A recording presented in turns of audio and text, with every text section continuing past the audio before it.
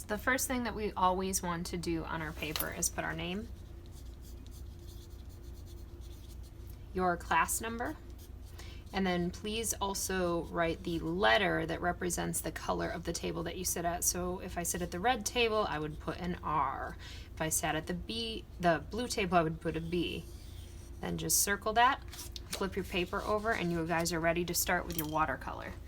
Now when we use watercolor, your palette, there's always a little clip on the side. You undo and it opens. You want to make sure that you're holding this flat and keeping it flat so that the colors do not tip and mix with each other if there's moisture left in the container. With your brush, I want you guys to make sure when you use it, okay, the tip of the brush you need to be gentle with. You don't want to slam it into the water cup. We're not trying to stir. We just tap it gently inside the cup. Always wipe a little bit of water off so that it doesn't drip, but you actually want to keep quite a bit inside the brush when you're using watercolor because we need to add water in order for the color to actually work. So I'm going to pick the color I'm going to, and I'm tapping inside until I create a little bit of a puddle. Then what I'm going to do is I'm going to move it to my paper and start to paint my design.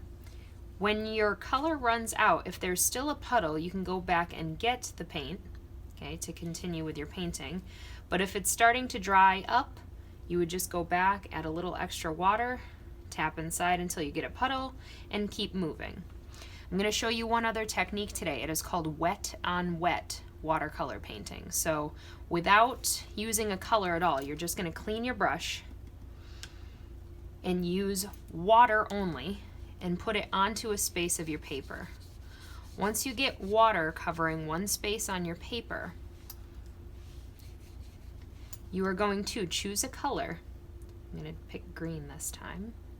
I'm tapping in again until I get a little puddle, and then I'm going to drip my puddle into that water and watch it spread. You can also choose different colors, but I rinse my brush before I go to a new color. I'm going to drip it in, and you can see that the colors are starting to mix together. You can also do that in any area on your painting where there's still wet paint. It doesn't quite spread out when the paint is dry. Okay, but you can always press your brush, mix it around. Another thing that you can do with watercolor painting is tapping. So if you get wet paint on your brush and you use your finger close and just hit the brush, it will tap little splatters of paint onto the paper. These are just some of the watercolor techniques that you guys can use.